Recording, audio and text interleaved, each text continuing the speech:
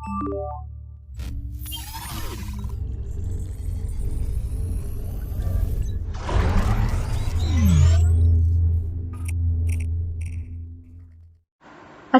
আলাইকুম। আমি নাজিয়া আহমেদ।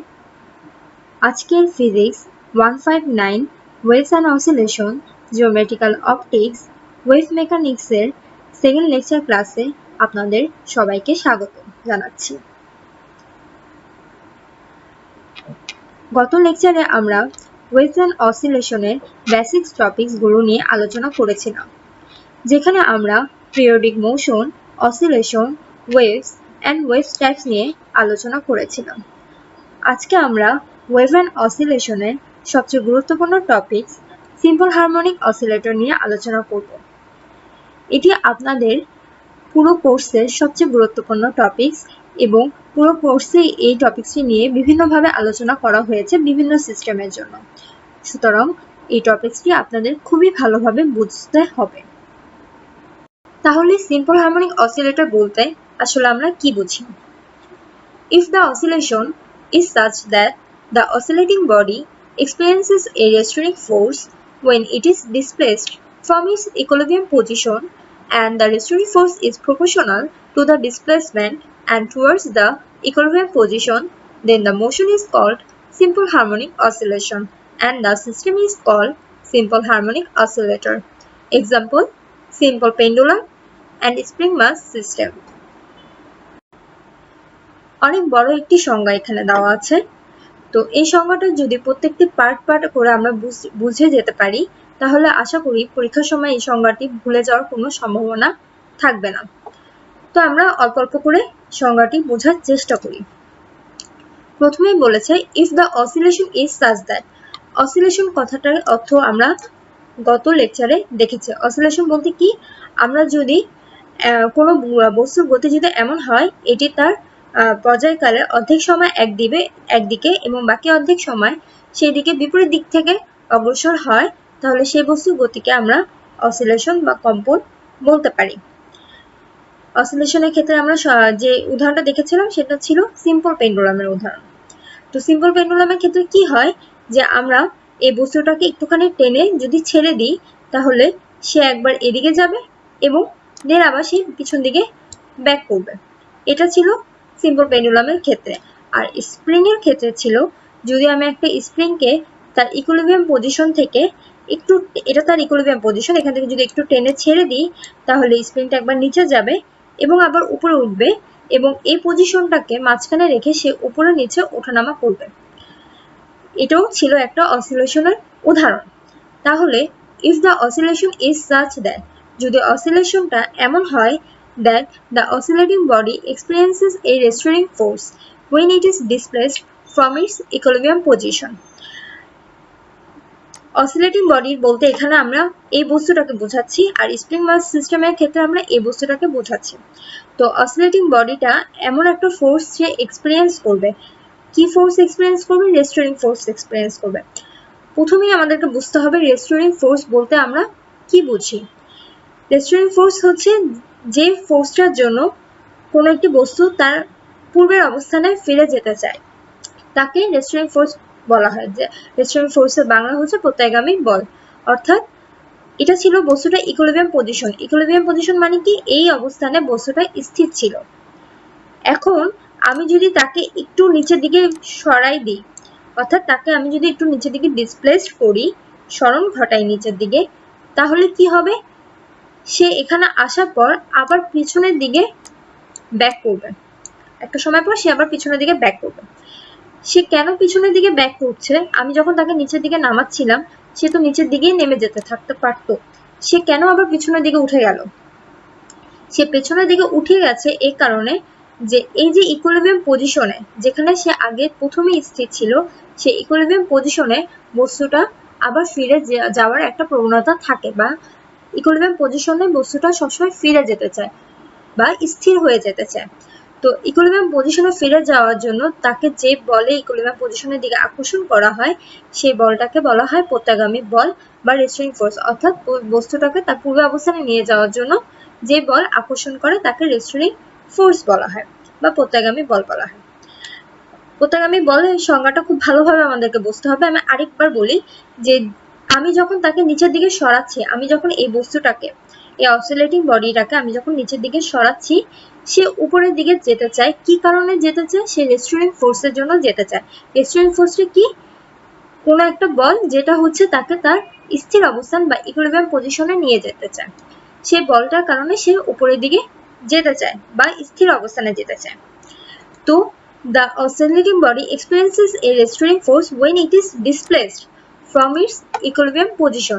যখন তাকে ইকুইলিব্রিয়াম পজিশন থেকে সরানো হয়, নিচে নামানো হয়, তখন সে একটা রেস্টোরিং ফোর্স অনুভব করে। and the restoring force is proportional to the displacement. এবং রেস্টোরিং ফোর্সটা ততটুকুই সে অনুভব করবে আমি যতটুকু তাকে নিচের দিকে সরাবো। আমি যদি তাকে অনেক বেশি জোরে টান দিয়ে নিচে সরাই, অর্থাৎ অনেক বেশি যদি ডিসপ্লেস করি, সে উপরের দিকে অনেক বেশি বল নিয়ে আবার রওনা দিবে, ফেরত যাবে। আমি যদি আরো বেশি ডিসপ্লেস করি তাকে, সে আরো বেশি উপরের দিকে একটা বল অনুভব করবে। অর্থাৎ আমি তাকে যতটুকু ডিসপ্লেস করবো, সে ততটুকু পরিমাণ বল উপরের দিকে একটা অনুভব করবে। তাহলে আমি বলতে পারি যে বল হচ্ছে কি ডিসপ্লেসমেন্টের সমানুপাতিক, অর্থাৎ আমি যতটুকু ডিসপ্লেস করছি সে উপর পিছন দিকে ততটুকু বল অনুভব করছে। and towards the equilibrium position, restoring force কি হবে? সবসময় ইকুইলিব্রিয়াম পজিশনের দিকেই হবে, কারণ আমি প্রথমেই বললাম যে রেস্টোরিং ফোর্স মানেই হচ্ছে বস্তুটা তার আদি অবস্থানে বা স্থির অবস্থানে ফেরত যেতে চায়। তো রেস্টোরিং ফোর্সটা অবশ্যই তার ইকুইলিব্রিয়াম পজিশনের দিকে, এদিকে ডিসপ্লেস করলে এদিকে হবে তার রেস্টোরিং ফোর্সটা। Then the motion is called simple harmonic oscillation. তখন বস্তুর এই মোশনটাকে বলা হবে সিম্পল হারমোনিক অসিলেশন, এবং এই সম্পূর্ণ সিস্টেমটাকে বলা হবে সিম্পল হারমোনিক অসিলেটর সিস্টেম। তার মানে খুব সংক্ষিপ্তে যদি বলতে চাই, তাহলে হচ্ছে কোনো একটা বস্তুর গতি যদি এমন হয় সেটি তার ইকুইলিব্রিয়াম পজিশন থেকে তাকে সরানোর পরে সে যদি আবার তার ইকুইলিব্রিয়াম পজিশনের দিকে ফেরত যেতে চায় রেস্টোরিং ফোর্সের জন্য, তাহলে সেই রেস্টোরিং ফোর্স ততটুকুই হবে আমি যতটুকু তাকে ডিসপ্লেস করব। এবং অবশ্যই রেস্টোরিং ফোর্সটা ইকুইলিব্রিয়াম পজিশনের দিকে যদি হয়, তাহলে সেই বস্তুর গতিটাকে আমরা সিম্পল হারমোনিক অসিলেশন বলতে পারি, বা এটা বাংলা হচ্ছে সরল ছন্দিত স্পন্দন। তো কোনো একটা কোশ্চেনটা এরকমভাবে আসে যে একটা সিম্পল হারমোনিক অসিলেশনের অসিলেটর সিস্টেম দেওয়া থাকে, এবং সেই সিস্টেমটার মধ্যে আপনাকে প্রুফ করতে বলে যে প্রুফ করো যে এটা একটা সিম্পল হারমোনিক অসিলেটর সিস্টেম। অর্থাৎ যদি এই স্প্রিং সিম্পল পেন্ডুলামটা দেওয়া থাকে, তাহলে তো আপনাকে প্রুফ করতে বলবে যে প্রুফ করো যে এই সিম্পল পেন্ডুলামের মধ্যে সিম্পল হারমোনিক অসিলেশন ঘটছে, অথবা এই স্প্রিং মাস সিস্টেমের মধ্যে সিম্পল হারমোনিক অসিলেশন ঘটছে, সেটা প্রুফ করতে আসতে পারে।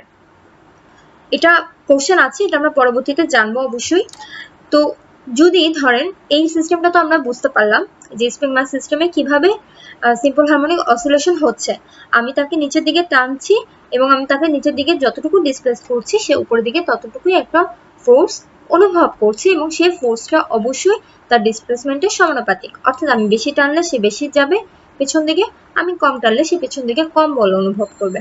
এবং এই যে রেস্টোরিং ফোর্সটা সবসময় তার ইকুইলিব্রিয়াম পজিশনের দিকে হতে চায়, অর্থাৎ তার স্থির অবস্থানের দিকে সে যেতে চায়। সিম্পল পেন্ডুলামের ক্ষেত্রে একই ব্যাপারটাই ঘটে। আমি যখন ববটাকে এখান থেকে সরিয়ে এই পজিশনে নিয়ে যাব, অর্থাৎ আমি যদি এতটুকু ডিসপ্লেস করি, তাহলে এই ববটা কিন্তু এ পাশে চলে যেতে পারতো আমি যখন তাকে ছাড়ি, কিন্তু সে যাবে না, সে আবার পিছন দিকে ব্যাক করবে। পিছন দিকে কেন ব্যাক করে? কারণ এই স্থির অবস্থানে বসে রেস্টোরিং ফোর্স নামে একটা বল তাকে আকর্ষণ করতে থাকে। এ কারণে সে তার ইকুইলিব্রিয়াম পজিশন অর্থাৎ স্থির অবস্থান এটার দিকে আবার পেছনের দিকে চলে যায়। তো আমি যতটুকু ডিসপ্লেস করবো সে ততটুকু পেছনের দিকে একটা বল অনুভব করবে, এবং এই বলটা অনুভব করার কারণে বস্তুটা তো এখানে এসে এতটুকু আসার কথা আমরা বুঝতে পেরেছি, কিন্তু দেখা যায় যে বস্তুটা এতটুকু আসার পর থেমে যায় না, বস্তুটা কি করে আবার এতটুকু দূরত্ব অতিক্রম করে। এটার কারণ কি? আমাদের কাজ হচ্ছে আমি বস্তুটাকে যখন ডিসপ্লেস করব, সেই বস্তুটা পেছন দিকে একটা রেস্টোরিং ফোর্স অনুভব করবে, যে ফোর্সটা তাকে তার স্থির অবস্থানে নিয়ে আসতে সাহায্য করবে। কিন্তু নর্মাল ক্ষেত্রে দেখা যায় যে যখন আমি ববটাকে ছাড়ি বা বস্তুটাকে যখন আমি ছাড়ি, সে ইকুইলিব্রিয়াম পজিশনের দিকে তো রওনা হয় ঠিকই, কিন্তু সেই ইকুইলিব্রিয়াম পজিশনের দিকে থেমে যেতে পারে না, সে আবার কিছু দূর অতিক্রম করে এই পজিশনে আসে। এই পজিশনে কেন সে এত দূর অতিক্রম করে আসে? কারণ হচ্ছে আমরা জানি নিউটনের যে প্রথম সূত্রটা, সেটা হচ্ছে বাহ্যিক কোনো বল যদি প্রয়োগ না করি তাহলে স্থির বস্তু সবসময় স্থির থাকবে এবং গতিশীল বস্তু সর্বদা গতিশীল থাকবে। এখন ধরা যাক এখানে আমি কোনো বাহ্যিক বল প্রয়োগ করছি না, অর্থাৎ বাতাসে কোনো বাধা নেই। তো বাতাসে বাধা নেই যদি না থাকে তাহলে কি হবে, আমি যখন বস্তুটাকে ছেড়ে দিব, সে তো একটা মৌসুমের মধ্যে আছে, সে একটা গতির মধ্যে আছে, এবং এই গতি জড়তার কারণে সে তার স্থির অবস্থানে বা ইকুইলিব্রিয়াম পজিশনে না থামতে পেরে সে আবার এটাকে ক্রস করে চলে যায় এই পজিশনে। এই পজিশনে যাওয়ার পর তার আবার মনে পড়ে যে তার তো এত দূর আসার কথা ছিল না, তার কথা ছিল ইকুইলিব্রিয়াম পজিশনে যাওয়ার। তখন সে আবার পেছন দিকে রওনা হয়। কিসের কারণে? রেস্ট্রেইনিং ফোর্সের কারণে। রেস্ট্রেইনিং ফোর্সের কারণে সে আবার পেছনের দিকে রওনা হয়। রওনা হওয়ার পর তার এখানে এসে থেমে যাওয়ার কথা ছিল, সে থামতে পারে না, কারণ গতি জড়তা তাকে আবার কি করে, আবার এতটুকু পার করে চলে যায় গতি জড়তার কারণে। আবার এখানে এসে তার মনে হয় তার তো এখানে আসার কথা ছিল না, সে আবার রেস্ট্রেইনিং ফোর্সের জন্য পেছনের দিকে রওনা হয়। এই যে রেস্ট্রেইনিং ফোর্স আর গতি জড়তার কারণে, অর্থাৎ রেস্ট্রেইনিং ফোর্স এন্ড মোমেন্ট অফ ইনার্শিয়ার কারণে বস্তুটা থেমে থাকতে পারে না, সেইভাবে করে অসিলেট করতে থাকে। প্রকৃতপক্ষে যতগুলো অসিলেশন আমরা দেখে থাকি সিস্টেমে, সেসব অসিলেশনের মূল যে কারণটা সেটা হচ্ছে তার রেস্ট্রেইনিং ফোর্স আর মোমেন্ট অফ ইনার্শিয়ার জন্যই হয়ে থাকে। এই সিস্টেমটা যদি একইভাবে চিন্তা করি আমরা, তাহলে আমি তাকে নিচের দিকে ডিসপ্লেস করেছি, নিচের দিকে ডিসপ্লেস করার পর কি হবে, সে একটা রেস্ট্রেইনিং ফোর্স অনুভব করবে। রেস্ট্রেইনিং ফোর্স অনুভব করার পর যে আমি তাকে সরালাম, সেখানে আসলো এবং পিছন থেকে সে একটা রেস্ট্রেইনিং ফোর্স অনুভব করবে। রেস্ট্রেইনিং ফোর্স অনুভব করে সে এখানে যাওয়ার চেষ্টা করবে, কিন্তু এখানে আসার পর দেখা যায় মোমেন্ট অফ ইনার্শিয়া বা গতি জড়তার কারণে সে এই অংশটা দ্রুত গতিতে পার করে আবার একটু সংকুচিত হয়ে যায়। এখানে আসার পর তার মনে হয় যে তার তো এখানে আসার কথা না, তার ইকুইলিব্রিয়াম পজিশনের দিকে যাওয়ার কথা। সে এখানে এসে আবার রেস্ট্রেইনিং ফোর্সের কারণে ইকুইলিব্রিয়াম পজিশনের দিকে রওনা হয়, কিন্তু এইটা সে আবারও গতি জড়তার কারণে পার করে চলে যায় এবং নিচে চলে আসে। এই পজিশনে আসার পর সে আবারও রওনা হয় পিছন দিকে রেস্ট্রেইনিং ফোর্সের জন্য। এভাবে করে আসলে প্রত্যেকটা সিস্টেমের মধ্যে অসিলেশন হয়ে থাকে। তো অসিলেশন কিভাবে হয় সেটাও আমরা জেনে গেলাম। তো কোনো একটা সিস্টেমকে যদি প্রুফ করতে বলে যে প্রুফ করো এই যে স্প্রিং মাস সিস্টেমটা হচ্ছে একটা সিম্পল হারমোনিক অসিলেশন দিচ্ছে, তো সেক্ষেত্রে আমাদেরকে যে জিনিসটা অ্যাকচুয়ালি প্রুফ করতে হবে সেটা হচ্ছে F is proportional minus x. আমরা যদি কোনোভাবে এটা প্রুফ করে দিতে পারি তাহলে আমরা প্রুফ করে দিলাম যে এই সিস্টেমটার মধ্যে সিম্পল হারমোনিক অসিলেশন হচ্ছে। তো F is proportional minus x, এটাকে আমরা হুকস ল হিসাবেও জেনে থাকি। এখন আমি যদি এই প্রপোর্শনাল সাইনটা উঠিয়ে দিতে চাই, তাহলে আমরা জানি যে যে কোনো প্রপোর্শনাল সাইন উঠিয়ে দেওয়ার জন্য সেখানে একটা কনস্ট্যান্ট বসাতে হবে। তাহলে এই প্রপোর্শনাল সাইন উঠিয়ে দিয়ে আমরা এখানে সমান সমান দিলাম এবং মাইনাস সাইন মাইনাসের মতো আছে, এবং এখানে যে কনস্ট্যান্টটা সেটা হচ্ছে কে। তাহলে F is equal two minus K x আমরা লিখতে পারি। এখানে কেটা কি? এখানে কেটা হচ্ছে স্প্রিং কনস্ট্যান্ট বা ধ্রুব।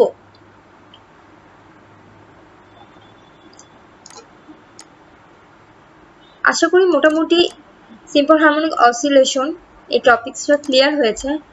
যদি না ক্লিয়ার হয়ে থাকে তাহলে আমি বলবো একটু ভিডিওটা আরেকবার রিভাইন্ড করে যদি দেখার চেষ্টা করেন তাহলে মোটামুটি ক্লিয়ার হয়ে যাবে। Characteristics of simple harmonic oscillation. তাহলে সিম্পল হারমোনিক অসিলেশনের কিছু বৈশিষ্ট্য আমরা জেনে নিই। প্রথমেই হচ্ছে ইট ইজ এ পিরিয়ডিক মোশন। এটা হচ্ছে একটা পর্যাবৃত্ত গতি। এটা কেন একটা পর্যাবৃত্ত গতি? কারণ হচ্ছে আমরা পর্যাবৃত্ত গতির সংজ্ঞা অনুসারে কি জানি, যে এটি একটি তার গতিপথে একটি নির্দিষ্ট বিন্দুকে নির্দিষ্ট সময় পর পর একই দিক থেকে অতিক্রম করবে। ধরা যাক যদি আমি ধরি এই বস্তুটা এই বিন্দুটাকে, এই বস্তুটা এইখানে এই বিন্দুটাকে একটা নির্দিষ্ট সময় পর পর অতিক্রম করছে। কিভাবে করছে? সে একবার নিচে গেল, সে আবার উপরে উঠে আবার এখানে আসলো একই দিক থেকে। দ্যাট মিনস প্রত্যেকবার সে যখন এই দিক থেকে অতিক্রম করবে তখনই আমরা ধরে নিব তো সে প্রথমে নিচে নামলো এবং উপরে উঠলো, আবার এই পয়েন্টটাকে অতিক্রম করলো। তাহলে এটা অতিক্রম করতে যদি তার 1 সেকেন্ড লাগে, সে আবার নিচে নামবে, আবার উপরে উঠবে, আবার এই পয়েন্টটাকে অতিক্রম করবে দ্বিতীয় সেকেন্ডে। দ্যাট মিনস প্রত্যেকবার একইভাবে উপর থেকে নিচে এবং 1 সেকেন্ড পর পর সে এই পয়েন্টটাকে, একটা নির্দিষ্ট পয়েন্ট বিন্দুকে সে অতিক্রম করে যাচ্ছে। এবং দেখা যাচ্ছে যে সে যদি পর্যায়কালে অর্ধেক সময় একই দিকে যাচ্ছে এবং বাকি অর্ধেক সময় সে গতি বিপরীত দিকে যাচ্ছে, তাহলে it is a periodic motion. After a particular interval of time its motion reverses, অর্থাৎ একটি নির্দিষ্ট সময় পরে তার গতিটা কি হয়, বিপরীত দিকে হয়। নর্মাল কথা যেটা আমরা চিত্রের সাহায্যেই দেখতে পাচ্ছি, আমি যখন বস্তুটাকে টেনে নিচের দিকে নিয়ে আসবো তখন ছেড়ে দিলে কি হবে, সে একবার উপরে উঠবে, আবার সে নিচে নামবে, সে একবার উপরের দিকে উঠবে, একবার সে নিচে নামবে, একবার সে প্রসারিত হবে স্প্রিংটা, একবার সংকুচিত হবে। তো সংকোচন প্রসারণ হতে, অর্থাৎ এই ধরা যাক এই পয়েন্টটা থেকে একবার উপরে উঠে আবার নিচে নেমে এই পয়েন্টে আসতে যদি তার 1 সেকেন্ড লাগে, তাহলে আবার উপরে উঠে আবার নিচে আসতে এই পয়েন্টটাতে আসতে তার দ্বিতীয় সেকেন্ড লাগবে। এবং দেখা যায় যে হাফ সেকেন্ডে সে উপরে উঠবে এবং বাকি হাফ সেকেন্ডে সে নিচে নেমে চলে আসবে, আবার হাফ সেকেন্ডে সে উপরে উঠবে, বাকি হাফ সেকেন্ডে সে নিচে নেমে চলে আসবে, অর্থাৎ অর্ধেক সময়ের পর সে বিপরীত দিকে যাত্রা শুরু করে। আচ্ছা, তৃতীয় পয়েন্টটা হচ্ছে 3 নাম্বারটা, it's motion is in a straight line, অর্থাৎ এটার গতিটা হবে একটা সরলরেখা বরাবর। তো স্প্রিং মাস সিস্টেমের ক্ষেত্রে তো সেটা দেখাই যাচ্ছে যে এটা সরলরেখা বরাবর ওঠানামা করছে। তো সিম্পল পেন্ডুলামের ক্ষেত্রে যে ব্যাপারটা ঘটে সেটা হচ্ছে সরলরেখা বরাবর থাকবে, মানে হচ্ছে আমাকে অবশ্যই এমনভাবে বস্তুটার গতিটা নির্ধারণ করতে হবে, অর্থাৎ বস্তুটাকে আমি খুব জোরে টেনে ছেড়ে দিতে পারবো না, আমাকে জাস্ট খুবই অল্প একটু টেনে ছেড়ে দিতে হবে, অর্থাৎ এতটুকু টেনে ছেড়ে দিতে হবে যে এটার অ্যাঙ্গেলটা 4 ডিগ্রি যাতে থাকে, এত অল্প একটু টেনে আমাকে এটাকে ছেড়ে দিতে হবে। তো আমি যদি খুবই অল্প টেনে ছেড়ে দিই তাহলে দেখা যাচ্ছে যে এটা সরলরেখা বরাবরই থাকে, কিন্তু আমি যদি এটাকে আরো অনেক দূরে এই পর্যন্ত এনে তারপর ছেড়ে দিই তাহলে ব্যাপারটা কি সরলরেখা বরাবর থাকছে না, ব্যাপারটা একটু কার্ভ হয়ে যাচ্ছে। তো কার্ভ করা যাবে না, আমাদেরকে অল্প একটু টেনে ছেড়ে দিতে হবে, অর্থাৎ অল্প একটু টেনে যদি আমি ছেড়ে দিই যা এটার অ্যাঙ্গেলটা শুধু যদি 4 ডিগ্রি পর্যন্ত থাকে তাহলে সেটা সরলরেখা বরাবর ক্রিয়া করবে। এবং অবশ্যই সিম্পল হারমোনিক অসিলেশন হওয়ার জন্য ব্যাপারটা সরলরেখা হতে হবে, তাদের গতিটা সরলরেখা বরাবর হতে হবে, তাহলে অবশ্যই এটা বিস্তারটা খুবই কম হবে, 4 ডিগ্রি হবে। এরপরেরটা হচ্ছে acceleration is always proportional to displacement, acceleration সবসময় ডিসপ্লেসমেন্টের সমানুপাতিক থাকবে। তো সেটা বোঝার জন্য আমরা এর আগে যে সূত্রটা দেখেছিলাম আগের স্লাইডে, সেটা হচ্ছে F = -kx, এই সূত্রটা হুকস ল। তো আবার আমরা জানি নিউটনের দ্বিতীয় সূত্র অনুসারে F = ma, এখানে F হচ্ছে বল, m হচ্ছে বস্তুর ভর এবং a হচ্ছে ত্বরণ। তাহলে F এর জায়গায় আমরা যে সূত্রটা এর পূর্বের স্লাইডে দেখলাম, F এর জায়গায় আমরা ma বসিয়ে দিই, তাহলে ma = -kx। এখান থেকে যদি আমরা এর মানটা বের করতে চাই তাহলে a বাদে বাকি সবকিছু রাইট সাইডে চলে যাবে, তাহলে a রাখলাম আর m যেহেতু গুণাকার আছে এই পাশে চলে গেল, ভাগ আকারে হবে -k আর m ভাগ হলো k/m আর x। তো এখানে m হচ্ছে বস্তুর ভর, ভর একটা কনস্ট্যান্ট ভ্যালু, অর্থাৎ সবসময় ধ্রুব থাকে, ভর কখনো বস্তুর ভর কখনো চেঞ্জ হয় না, এই জায়গায় একরকম ভর চাঁদে গেলে আরেক রকম ভর, ব্যাপারটা এরকম না, সবখানে ভর সমান থাকে, একই থাকে, অর্থাৎ m হচ্ছে একটা কনস্ট্যান্ট মান আর k হচ্ছে স্প্রিং, প্রত্যেকটা স্প্রিং এর জন্য স্প্রিং ধ্রুবকটা ফিক্সড অর্থাৎ কনস্ট্যান্ট। তাহলে এই পুরাটাই আমরা দেখতে পাচ্ছি k/m, এই পুরাটাই হচ্ছে কনস্ট্যান্ট, তাহলে এই পুরো কনস্ট্যান্টটা যদি আমরা উঠিয়ে দিই তাহলে এখানে অবশ্যই একটা সমানুপাতিক চিহ্ন আসবে। ঠিক একইভাবে যখন আমরা সমানুপাতিক চিহ্নটাকে উঠিয়ে দিয়েছিলাম একটা কনস্ট্যান্ট নিয়ে আসছিলাম k, এখন আমরা কনস্ট্যান্টকে উঠিয়ে দিব, উঠালে কি হবে একটা সমানুপাতিক চিহ্ন চলে আসবে, তাহলে a প্রপোর্শনাল -x, অর্থাৎ অ্যাসিলারেশন, a দিয়ে অ্যাসিলারেশন বোঝায়। অ্যাসিলারেশন কি? অ্যাসিলারেশন হচ্ছে ত্বরণ, অ্যাসিলারেশন মানে হচ্ছে ত্বরণ, ত্বরণ তো আমরা সবাই জানি যে বেগের পরিবর্তনের হারকে ত্বরণ বলে। তাহলে অ্যাসিলারেশন ইজ প্রপোর্শনাল, এই সাইনটা হচ্ছে proportional sign, acceleration is proportional to displacement, x displacement মানে হচ্ছে সরণ, আমরা সরণকে x দিয়ে প্রকাশ করি, acceleration is proportional to displacement, এটা আমরা দেখতেই পাচ্ছি। তাহলে 4 নম্বর পয়েন্টটা গেল। 5 নম্বর পয়েন্টে কি অ্যাসেলারেশন ইজ অপোজিট টু ডিসপ্লেসমেন্ট, অর্থাৎ অ্যাসেলারেশন যেদিকে হবে ডিসপ্লেসমেন্টটা তার বিপরীত দিকে হবে। অ্যাসেলারেশনটা এসেছে কোথা থেকে? রেস্টোরিং ফোর্স থেকে। তাহলে আমরা কি জানতাম সিম্পল হারমোনিকের সংজ্ঞা থেকে যে ডিসপ্লেসমেন্টটা যেদিকে হবে রেস্টোরিং ফোর্সটা তার বিপরীত দিকে হবে। আমি তাকে এই দিক বরাবর যদি সরণ ঘটাই, ডিসপ্লেস করি, তাহলে রেস্টোরিং ফোর্সটা উপরের দিকে আসতেছে। তাহলে দুটো অবশ্যই বিপরীতমুখী, এই বিপরীতমুখীর জন্য এখানে মাইনাস সাইনটা এসেছে। তাহলে acceleration is opposite to displacement, minus sign দিকে আমরা তাই বুঝতে পারছি। আর 6 নম্বর পয়েন্টটা হচ্ছে acceleration is towards the mid position of the particle. Mid position বলতে এখানে ইকুইলিব্রিয়াম পজিশনটাকে বোঝানো হচ্ছে। তো আমরা জানি কি রেস্টোরিং ফোর্স সবসময় ইকুইলিব্রিয়াম পজিশনের দিকেই যেতে চায়, আর রেস্টোরিং ফোর্সের ভেতরেই যেহেতু অ্যাসেলারেশনটা আছে, তাহলে অ্যাসেলারেশনও সবসময় ইকুইলিব্রিয়াম পজিশনের দিকেই যেতে চায়। মিড পজিশন বলতে এখানে ইকুইলিব্রিয়াম পজিশনটাই বোঝানো হয়েছে।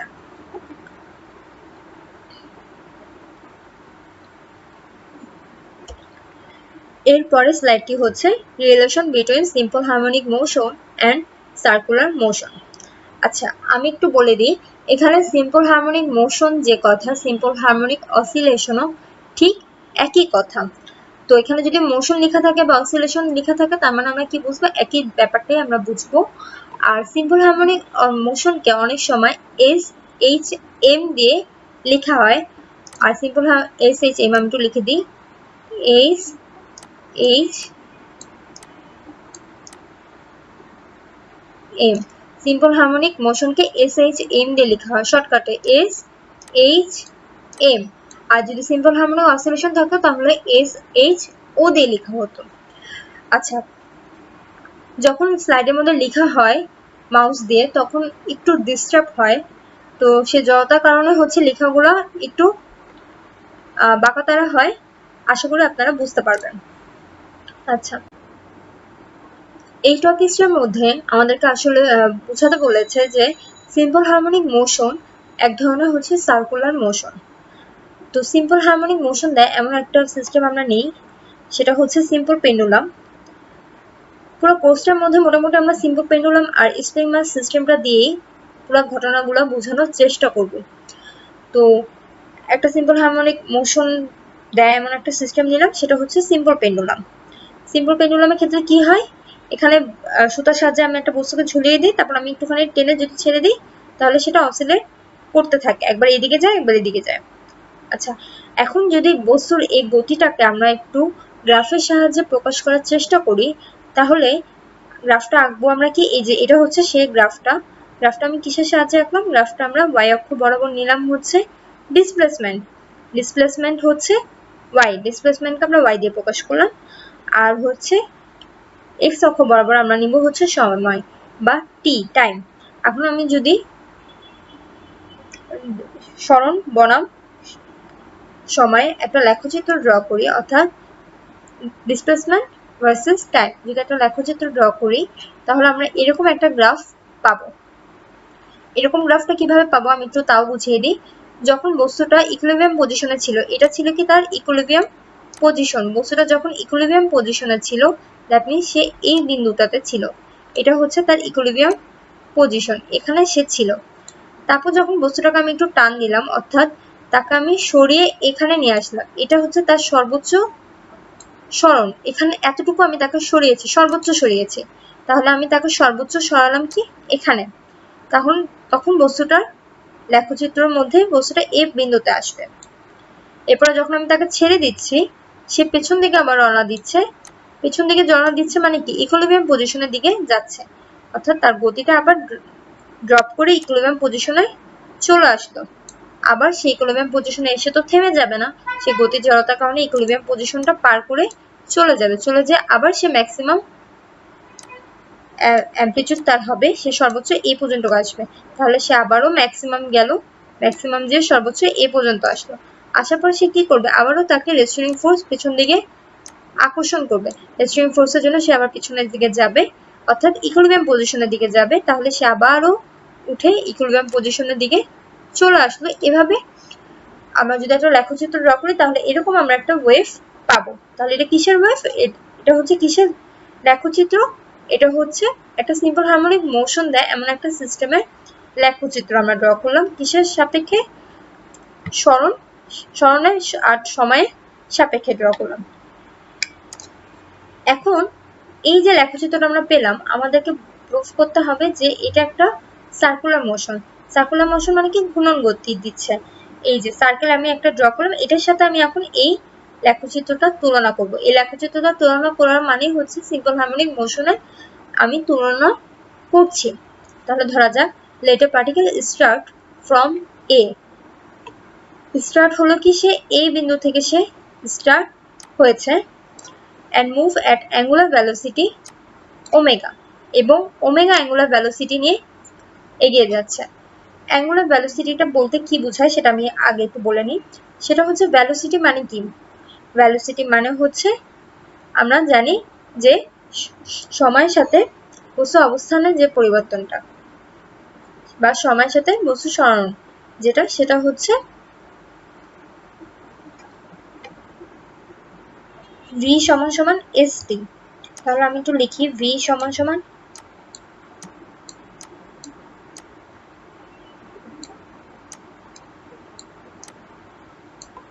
st।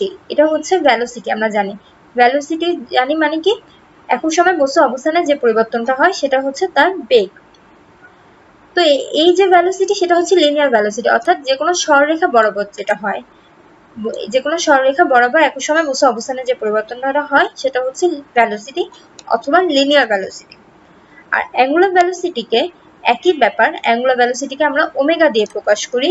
তাহলে ওমেগা সমান সমান কি লিখতে পারি আমরা, ওমেগা সমান সমান একইভাবে আমরা লিখতে পারি এস এর জায়গায় আমরা এখানে লিখবো হচ্ছে theta, angular displacement theta by t. তাহলে কি লিখলাম আমরা, ভি এর জায়গায় ওমেগা লিখলাম, ভেলোসিটির জায়গায় আমরা অ্যাঙ্গুলার ভেলোসিটি লিখলাম, ডিসপ্লেসমেন্টের জায়গায় আমরা থিটা লিখলাম, লিনিয়ার ডিসপ্লেসমেন্টের জায়গায় আমরা অ্যাঙ্গুলার ডিসপ্লেসমেন্ট লিখলাম, আর টাইম। অর্থাৎ ঘূর্ণন গতিতে, অর্থাৎ বস্তুটা যখন একটা ঘূর্ণন অবস্থায় থাকে, কৌণিক অবস্থানে থাকে, তো ঘূর্ণন অবস্থানে কোনো বস্তুর একক সময়ে অবস্থানের যে পরিবর্তনটা হয় সেটা হচ্ছে তার অ্যাঙ্গুলার ভেলোসিটি। ভেলোসিটির যে নরমাল সংজ্ঞার সাথে আমরা অ্যাঙ্গুলার কথাটা উল্লেখ করবো। অ্যাঙ্গুলার কথাটা অর্থ হচ্ছে কৌণিক, অর্থাৎ কোনো বস্তু যখন ঘূর্ণন অবস্থায় থাকে তখন একক অবস্থায় বস্তু অবস্থানের যে পরিবর্তন সেটা হচ্ছে তার অ্যাঙ্গুলার ভেলোসিটি। ভেলোসিটি আর অ্যাঙ্গুলার ভেলোসিটি কোয়াইট সিমিলার, এটা হচ্ছে সরলরেখা বরাবর আর অ্যাঙ্গুলারটা হচ্ছে সার্কুলার ক্ষেত্রে। এখন move at angular velocity omega around a circular path A B C D. এ একটা সার্কুলার পথে বস্তুটা ঘুরছে, যেটা কিনা অ্যান্টি ক্লকওয়াইজ ঘুরছে। ক্লকওয়াইজ হলে এই পাশে ঘুরতো, অ্যান্টি ক্লকওয়াইজ মানে সে বিপরীত দিকে ঘুরছে। Let O be the centre of the circle. O হচ্ছে সার্কেলের সেন্টার এবং ও এ হচ্ছে সেটা রেডিয়াস। ও এ এটা রেডিয়াস, রেডিয়াস মানে কি ব্যাসার্ধ আর কি, যেটা রেডিয়াস বাংলা। তো ও এ রেডিয়াস অথবা ওপিও দেখা যাচ্ছে এখানে রেডিয়াস, ওবিও এখানে রেডিয়াস, ও সিও রেডিয়াস, ও ডিও রেডিয়াস, এর সবই হচ্ছে তার রেডিয়াস। তো আমি এখানে ও এর কথাটাই বলেছি, ও এ হচ্ছে এটা radius. Let after time t the particle reach the position P. কিছু সময় পরে পার্টিকেলটা এই পজিশনে আসলো, পার্টিকেলটা এখানে ছিল, এখান থেকে যাত্রা শুরু করেছে, এই পজিশন থেকে যাত্রা শুরু করেছে এবং কিছু সময় পরে টি সময় পরে ধরা যাক পি বিন্দুতে এসেছে। এখন পি বিন্দু থেকে আমি একটা নর্মাল ড্র করব। নর্মাল বলতে আমি বলেছিলাম যে নর্মাল বলতে এখানে লম্ব বোঝানো হয়েছে। তো আমি পি বিন্দু থেকে একটা নর্মাল ড্র করলাম, লম্ব আঁকলাম, সেটা হচ্ছে পি এন, একটা লম্ব ড্র করলাম। কিসের ওপর, আমরা ডায়ামিটার বি ও ডি এর ওপর একটা লম্ব এঁকেছি। ব্যাপারটা অনেকটা হচ্ছে জ্যামিতি করার সময় আমরা যেভাবে ব্যাখ্যা দিতাম সেটা। তো কি করলাম আলটিমেটলি আমি কি করলাম, একটা বস্তুকে নিলাম যেটা কিনা এ বিন্দু থেকে যাত্রা শুরু করেছে ওমেগা অ্যাঙ্গুলার ভেলোসিটি নিয়ে, এবং কিছুক্ষণ সময় পর সেটা হচ্ছে পি বিন্দুতে আসলো। পি বিন্দুতে আমি একটা লম্ব ড্র করলাম, লম্ব পিএন ড্র করলাম কিসের ওপর, এই যে এই রেখাটার ওপর, এটা হচ্ছে তার ব্যাস বা ডায়ামিটার বি ও টি। এখন n will be the end point of the normal। নরমালে মানে হচ্ছে পিএন নরমাল যেটা ড্র করেছে সেটার কথাই বলা হয়েছে। এখন আমরা কিছু জিনিস ধরে নিব, সেটা হচ্ছে আমাদের সুবিধার জন্য, যে ও এন এই এতটুকু হচ্ছে তার ডিসপ্লেসমেন্ট, কারণ আমি বলেছি পি বিন্দুতে এসেছে, পি বিন্দুতে আসলে কি, এখান থেকে আমি যদি একটা লম্ব আঁকি তাহলে এতটুকু হচ্ছে তার ডিসপ্লেসমেন্ট, তাহলে ডিসপ্লেসমেন্ট হচ্ছে ও এন, তাহলে ও এন হচ্ছে ডিসপ্লেসমেন্টকে আমরা ওয়াই দিয়ে প্রকাশ করি। এখানে আপনারা ওয়াই দিয়েও প্রকাশ করতে পারেন, আপনারা এক্স দিয়েও প্রকাশ করতে পারেন, কোনো সমস্যা নেই, এক্স ওয়াই উভয়কেই একই জিনিস বোঝায় displacement. So from triangle P OPN we get, এই যে ছোট একটা ট্রায়াঙ্গেল আমরা দেখতে পাচ্ছি OPN, এই ট্রায়াঙ্গেলটা থেকে আমরা কি পেলাম সেটা আমরা একটু দেখি। এই ট্রায়াঙ্গেলটা থেকে আমরা পেয়েছি কি, যে y সমান সমান OP sin থিটা। এই জিনিসটা আসলো কোথা থেকে, OP sin থিটা। আমরা হচ্ছে sin থিটার একটা সূত্র জানি, sin থিটা সমান সমান কি জানতাম,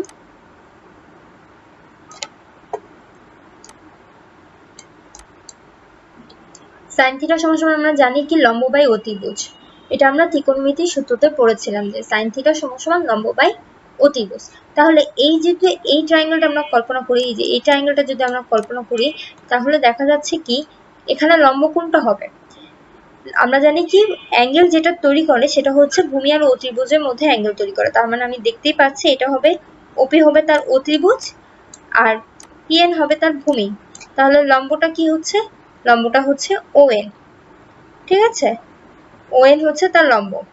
তাহলে সাইন থিটা সমান সমান আমরা কি জানি লম্ব বাই অতিভুজ, সরি এখানে একটু ভুল দেখেছি আমি, এটা ওএন হবে।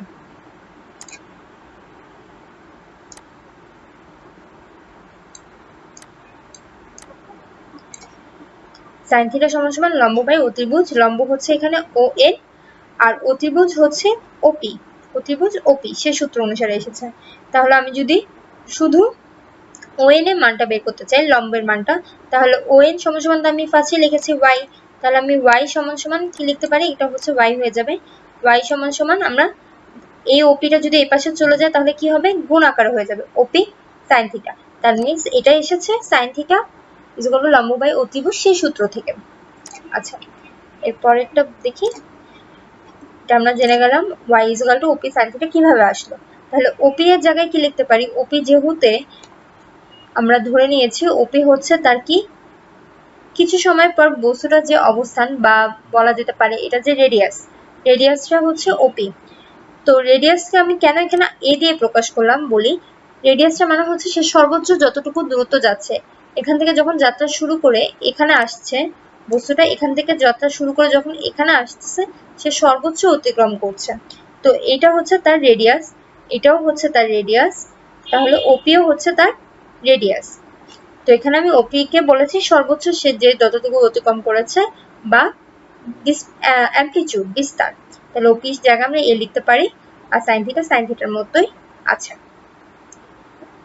As the particle revolves at uniform angular velocity, so যেহেতু সে তার angular velocity নিয়ে মুভ করছে বস্তুটা, তাহলে আমরা লিখতে পারি অ্যাঙ্গেল POA, দ্যাট মিন্স এই অ্যাঙ্গেলটা সমান সমান থিটা, থিটা সমান সমান ওমেগা টি।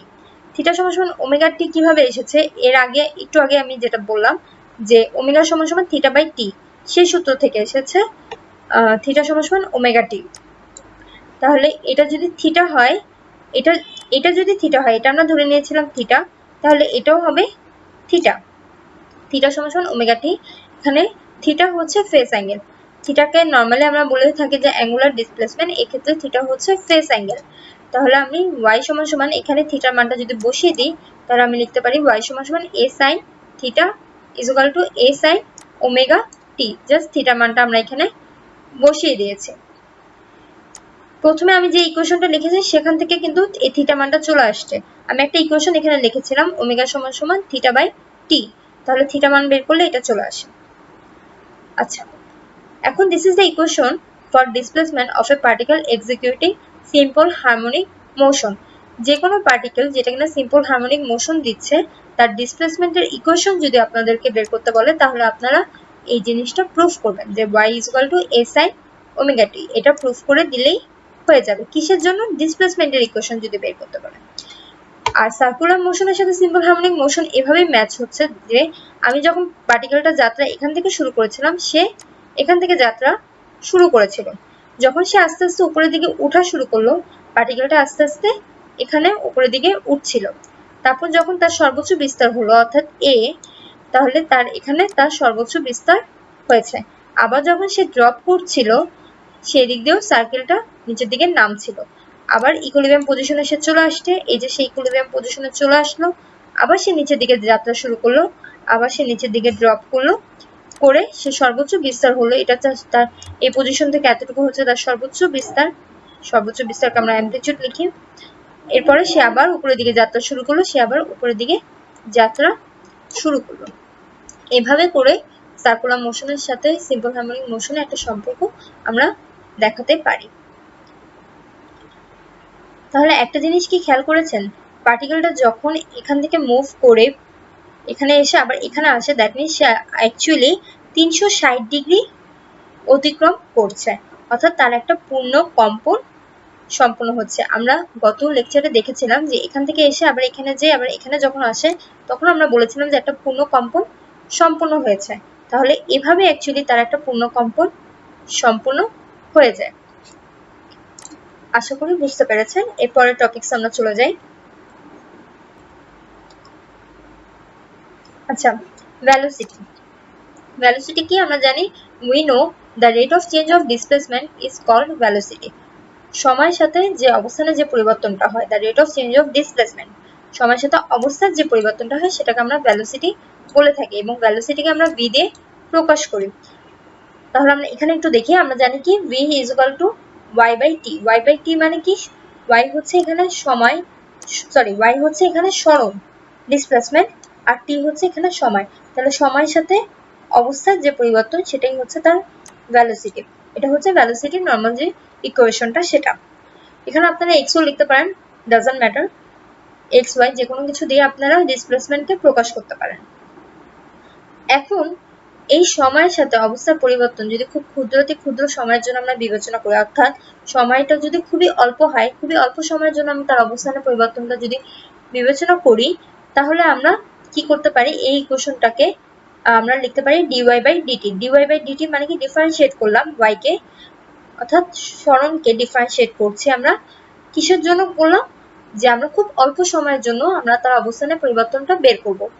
তাৎক্ষণিক বেগ পড়েছিলাম আমরা, সেটাই আসলে খুবই অল্প সময়ের জন্য আমি তার অবস্থার পরিবর্তনটা বের করতে যখন আমি চাবো, তখনই আমাকে ডিফারেন্সিয়েট করে দিতে হবে সময়ের সাথে সরণকে।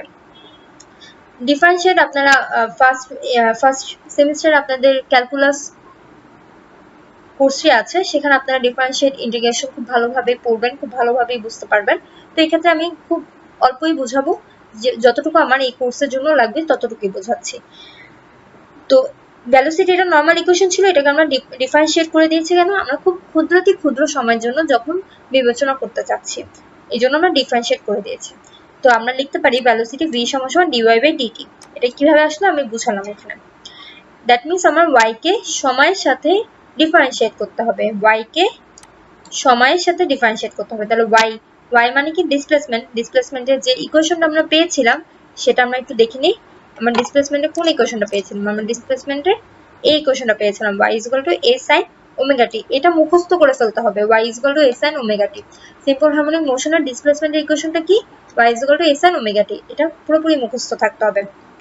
তাহলে আমরা এখানে y এর ভ্যালুটা বসিয়ে দিয়েছি, y is equal to বসিয়েছি কি a sin omega t। আচ্ছা, এখন ডিফারেন্সিয়েট করার যে সিস্টেমটা সেটা আমি একটু বলি। ডিফারেন্সিয়েট করার যে নিয়মটা, যে কোন একটা ইকুয়েশনের মধ্যে আমাকে প্রথমে ডিফারেন্সিয়েট করার সময় কনস্ট্যান্ট ভ্যালুগুলোকে বাইরের দিকে নিয়ে আসতে হবে। এখানে কনস্ট্যান্ট কি আছে, এখানে কনস্ট্যান্ট আছে হচ্ছে a হচ্ছে অ্যামপ্লিটিউড। অ্যামপ্লিটিউড কখনো চেঞ্জ হয় না। একটা ওয়েভের জন্য যদি বাইরে থেকে আমি কোনো ধরনের বাধা না দিই, অবশ্যই আমরা যখন সিম্পল হারমোনিক অসিলেশন নিয়ে আলোচনা করছি, সিম্পল মানে কি, কোনো রকম এখানে গ্যাঞ্জাম থাকবে না, কোনো রকম বাধা থাকবে না, পুরো সিম্পল থাকবে। বাধা থাকবে না মানে বাইরে দিক থেকে কোনো বল আমি প্রয়োগ করবো না। তো আমি যদি কোনো বাধা না দিই, ওয়েভটা যেভাবেই চলছিল আজীবন সেভাবেই চলতে থাকবে, অর্থাৎ ওয়েভটা থেমে যাওয়ার কোনো পসিবিলিটি থাকবে না, অর্থাৎ তার অ্যামপ্লিটিউডটা কখনো হ্রাস হবে না। এই ওয়েভের অ্যামপ্লিটিউডটা সবসময় একই থাকবে, এটা কমার কোনো চান্স থাকবে না। এই ওয়েভের অ্যামপ্লিটিউডটা সবসময় সেম থাকবে।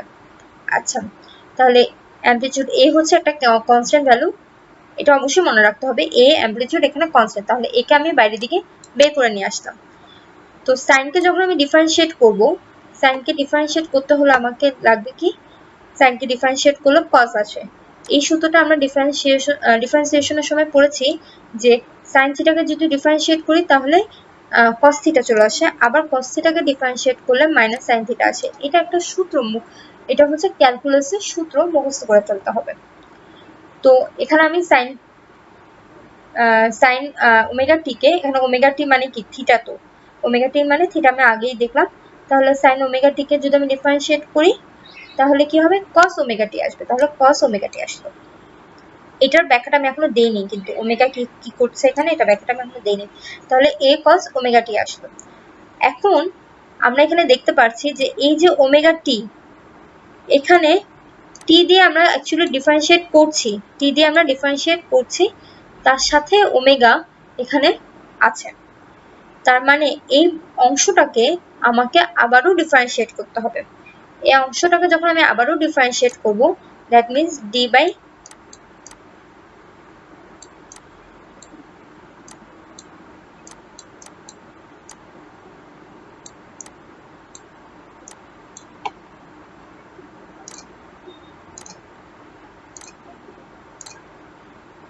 এই অংশটাকে আমি আবারও যখন ডিফারেন্সিয়েট করব তখন কি আসবে, তখন হচ্ছে এখানে ওমেগাটা কি, ওমেগা হচ্ছে অ্যাঙ্গুলার ভেলোসিটি, বা ওমেগাকে আমরা 2πf ও লিখতে পারি। 2πf কি একটা কনস্ট্যান্ট ভ্যালু, দ্যাট মিন্স ওমেগাটা হচ্ছে একটা ওয়েভের জন্য কনস্ট্যান্ট। তাহলে এই ওমেগাটা তখন কি হবে, বাইরের দিকে চলে আসবে। তাহলে বাইরের দিকে যদি চলে আসে, এটাকে যদি ডিফারেন্সিয়েট করি তাহলে পরবর্তীতে দাঁড়াবে হচ্ছে, আচ্ছা আমি একটু দেখি যে আমরা কি করলাম। আমরা হচ্ছে এতটুকু পেয়ে গিয়েছি, যেহেতু এখানে ওমেগা টি আছে, এটাকে আমার আরেকবার ডিফারেন্সিয়েট করতে হবে। আমি এখানে একবারে লিখে দিয়েছি, তো কিভাবে আরেকবার ডিফারেন্সিয়েট করেছি সেটা দেখি। যে এটাকে আমার আরেকবার ডিফারেন্সিয়েট করতে হবে d by dt omega t. তাহলে ওমেগা হচ্ছে কনস্ট্যান্ট ভ্যালু, তাহলে ওমেগা বাইরের দিকে চলে যাবে, এই যে ওমেগা বাইরে চলে আসছে, তাহলে থাকে হচ্ছে dt by dt, dt by dt সমান হচ্ছে 1, তাহলে শুধু থাকে হচ্ছে ওমেগা। তো এই ওমেগাটাই অ্যাকচুয়ালি আমি এখানে লিখেছি, একবারে লিখে ফেলেছি। পুরো ব্যাপারটা যদি আরেকবার ব্যাখ্যা করি, প্রথমে আমার ডিফারেন্সিয়েট করার সিস্টেমটা হচ্ছে কনস্ট্যান্ট যে ভ্যালুগুলো সেগুলোকে বাইরের দিকে নিয়ে আসতে হবে। এ হচ্ছে কনস্ট্যান্ট, একে আমি বাইরের দিকে নিয়ে আসলাম। দেন সাইনকে ডিফারেন্সিয়েট করলে হচ্ছে কস আসবে, এই সূত্র অনুসারে সাইনকে ডিফারেন্সিয়েট করলে হচ্ছে কস চলে আসছে। আর এখানে হচ্ছে থিটা, এটা কিন্তু সাইনের ভিতরে, এটা অবশ্যই মনে রাখতে হবে, এটা হচ্ছে সাইনের ভিতরে। তাহলে এখানে আমি কসের ভিতরে হচ্ছে ওমেগা টি, এতটুকু পেলাম। দেন যেহেতু ওমেগা টি মধ্যে একটা ওমেগা টি মধ্যে হচ্ছে টি আছে, যেটা দিয়ে আমরা অ্যাকচুয়ালি ডিফারেন্সিয়েট করছি, তো এটাকে আমার আরেকবার ডিফারেন্সিয়েট করতে হবে। আরেকবার ডিফারেন্সিয়েট করলে কি হবে, ডি বাই ডিটি ওমেগা টি থাকবে। তাহলে ওমেগা যেহেতু কনস্ট্যান্ট ভ্যালু, সেটা আবার বাইরে চলে যাচ্ছে, তাহলে ডিটি বাই ডিটি ওমেগা আসছে। তাহলে এখানে ওমেগাটা সেভাবে চলে আসছে। আচ্ছা, এরপরে আমরা সেটাকে লিখতে পারি v equal to omega root over a square minus y square. এটা কিভাবে আসছে সেটা নিয়ে একটা ম্যাথ আছে, যেটা আমি একটু পরে বোঝাবো। এখন আপাতত এতটুকু থাকুক। এবার হচ্ছে অ্যাসিলারেশন। আমরা কি করলাম, আমরা ভেলোসিটি বের করলাম, এবার আমরা অ্যাসিলারেশন বের করব। অ্যাসিলারেশনের ক্ষেত্রে কি হবে, অ্যাসিলারেশনের ক্ষেত্রে the rate of change of velocity is called acceleration, অর্থাৎ সময়ের সাথে যে বেগের পরিবর্তনটা সেটাকে বলা হয় ত্বরণ বা অ্যাসিলারেশন। এটাকে এ দিয়ে প্রকাশ করা হয়। তো এই যে এ সমান সমান আমরা কি, সময়ের সাথে বেগের যে পরিবর্তন, তাহলে a is equal to v by t. এটা হচ্ছে নরমাল সূত্র অ্যাসিলারেশনের বা ত্বরণের। তো এটা যদি আমি খুব ক্ষুদ্র সময়ের জন্য বিবেচনা করতে চাই, তাহলে আমাকে আবারও ডিফারেন্সিয়েট করতে হবে, তাহলে ডিভি বাই ডিটি চলে আসবে। তাহলে আমরা লিখলাম এ সমান সমান dv by dt, that means খুব ক্ষুদ্র সময়ের জন্য বিবেচনা করছি। তাহলে ভি এর জায়গায় আমরা যে ভি এর মানটা পেয়েছি ভেলোসিটি, সেটা আমরা বসিয়েছি ওমেগা এ কস ওমেগা টি, ওমেগা এ কস ওমেগা টি আমরা বসালাম। এরপরে ওমেগা আর এ এখানে হচ্ছে কনস্ট্যান্ট ভ্যালু, তাহলে কনস্ট্যান্ট ভ্যালু হওয়ার কারণে প্রথমে ওমেগা আর এ কে বের করে নিয়ে আসতে হবে। আমি একটু ভেঙে করে দেখাই। আচ্ছা, কম্পিউটারে লিখেছি দেখে একটু বাঁকাতারা হয়েছে, আমি বুঝিয়ে দিচ্ছি তারপরও। সেটা হচ্ছে, দেখেন আমরা এখানে ভি এর মানটা বসিয়ে দিলাম, ওমেগা এ কস ওমেগা টি এখান থেকে আসলো। তো ওমেগা এ যেহেতু কনস্ট্যান্ট ভ্যালু, প্রথমে আমাদেরকে সেটা বের করে নিতে হবে ডিফারেন্সিয়েশনের সময়। ডিফারেন্সিয়েশনের সময় ওমেগা এ কে আমরা বাইরের দিকে বের করে নিলাম।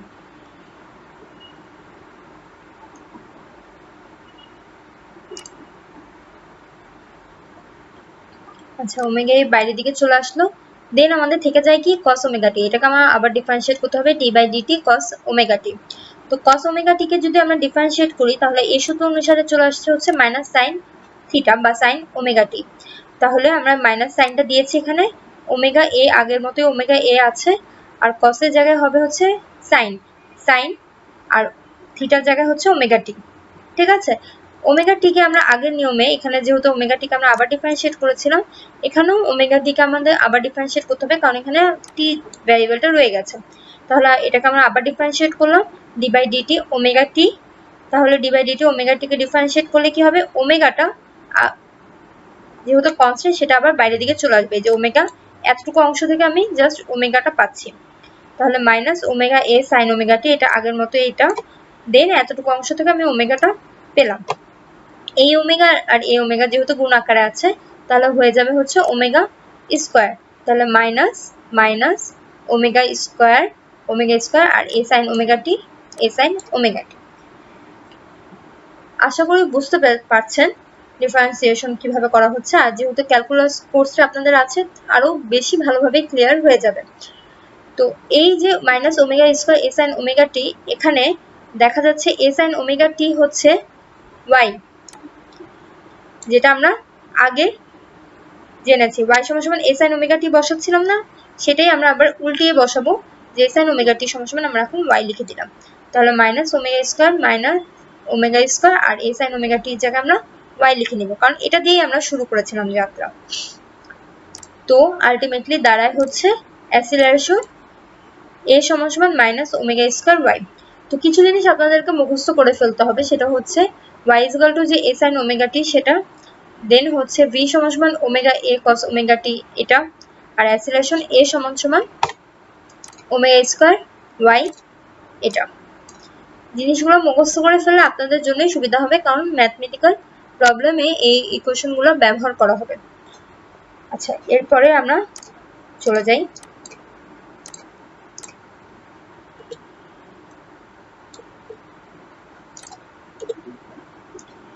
এরপরে হচ্ছে বিভিন্ন অ্যাঙ্গেল দেওয়া থাকবে, সেই অ্যাঙ্গেলের সাহায্যে আমাদেরকে ডিসপ্লেসমেন্ট ভেলোসিটি বের করতে হবে।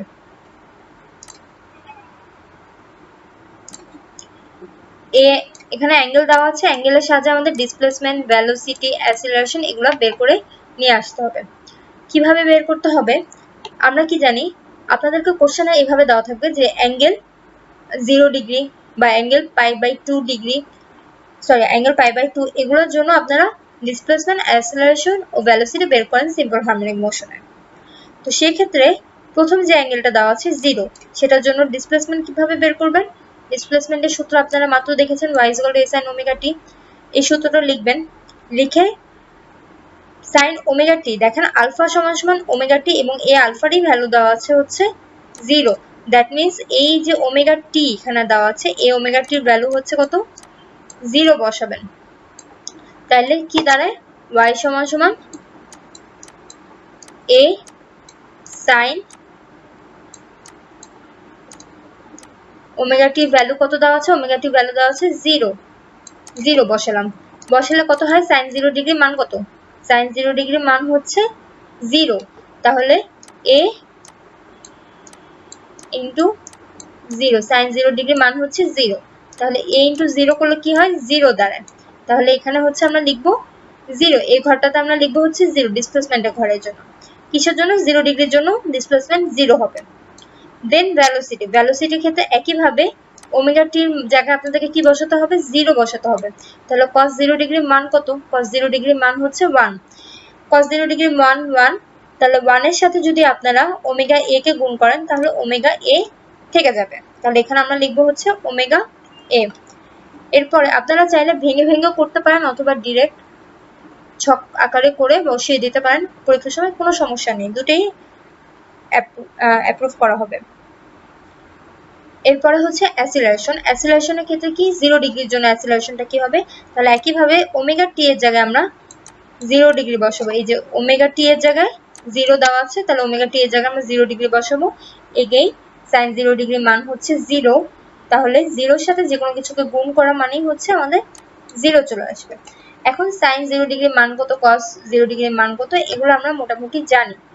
অনেকেই হচ্ছে যদি না জেনে থাকেন শুধু 0 ডিগ্রি না, আরো অনেক অ্যাঙ্গেল দেওয়া আছে। যদি না জেনে থাকেন ক্যালকুলেটরে যদি আপনারা প্রেস করেন sin 0, তাহলে আপনাদের ভ্যালুটা চলে আসবে। এরপরে অ্যাঙ্গেল দেওয়া আছে হচ্ছে π/2। π/2 মানে হচ্ছে 90 ডিগ্রি। π/2 মানে হচ্ছে 90 ডিগ্রি। কিভাবে? পাই মানে হচ্ছে 180, আর 180 কে 2 দিয়ে ভাগ করলে 90 ডিগ্রি আসে। তো 90 ডিগ্রির ভ্যালুটা কত হবে? 90 ডিগ্রির জন্য ডিসপ্লেসমেন্ট কত আসবে? ডিসপ্লেসমেন্ট এগেইন আপনারা ওমেগা টি এর জায়গায় কত বসাবেন? 90 ডিগ্রি বসাবেন। তাহলে y = a sin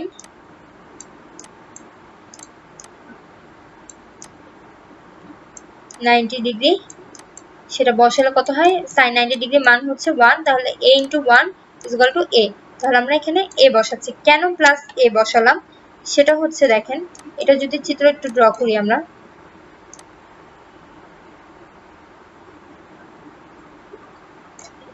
এটা হচ্ছে প্লাস, এটা হচ্ছে মাইনাস। যখন 90 ডিগ্রি হচ্ছে দ্যাট মিন্স সে যাত্রা শুরু করছে উপরে, সাইন এই জায়গাটা হচ্ছে তার প্লাস, এই জন্য আমরা প্লাস এ বসাচ্ছি এখানে। অথবা আপনারা এভাবেও চিন্তা করতে পারেন আমাদের অ্যান্সারে প্লাস এসেছে এই জন্য আমরা প্লাস এ বসিয়েছি, শেষ, এত কিছু চিন্তা দরকার নেই। প্লাস এসেছে দেখে আমরা প্লাস এ বসিয়েছি। দেন হচ্ছে ভ্যালোসিটি। ভ্যালোসিটিতে কি হবে? তাহলে ওমেগা এ কস ওমেগা টির জায়গায় আমরা 90 ডিগ্রি বসাবো। কস 90 ডিগ্রির ভ্যালু হচ্ছে 0, তাহলে আলটিমেটলি চলে আসবে v = ওমেগা এ ইন্টু 0 মানে হচ্ছে 0। দেন এগেইন অ্যাসিলারেশনের ক্ষেত্রে 90 ডিগ্রি বসাচ্ছি, ওমেগা টি এর জায়গায় 90 ডিগ্রি বসালে sin 90 ডিগ্রির ভ্যালু হচ্ছে 1। 1 কে যদি আমি মাইনাস ওমেগা স্কয়ার এর সাথে গুণ করি তাহলে মাইনাস ওমেগা স্কয়ার এ চলে আসছে। দেন পাই মানে হচ্ছে 180 ডিগ্রি, পাই মানে হচ্ছে 180 ডিগ্রি। 3π/2 হচ্ছে 270 ডিগ্রি, আর 2π হচ্ছে 360 ডিগ্রি। এগুলো আপনারা জানেন। তো এগুলো এখানে একইভাবে প্রত্যেকটা অ্যাঙ্গেলের জন্য আপনারা ডিসপ্লেসমেন্ট, ভ্যালোসিটি আর অ্যাসিলারেশন বের করবেন। 3π/2 হলে কি হবে? sin 3π/2, এখানে sin 270 ডিগ্রি লিখবেন এবং সেটা হচ্ছে ক্যালকুলেশন আকারে বের করলে দেখা যায় মাইনাস এ আসে, অর্থাৎ sin 270 ডিগ্রি মান হচ্ছে -1, তাকে এর সাথে গুণ করলে মাইনাস এ চলে আসবে। তারপর cos 270 ডিগ্রি মান হচ্ছে 0, তাকে ওমেগা এর সাথে গুণ করলে 0 চলে আসবে। আর sin 270 ডিগ্রি মান হচ্ছে -1, সেই -1 এর সাথে a মাইনাস গুণ করলে প্লাস হয়ে যাবে, ওমেগা স্কয়ার এ আসে।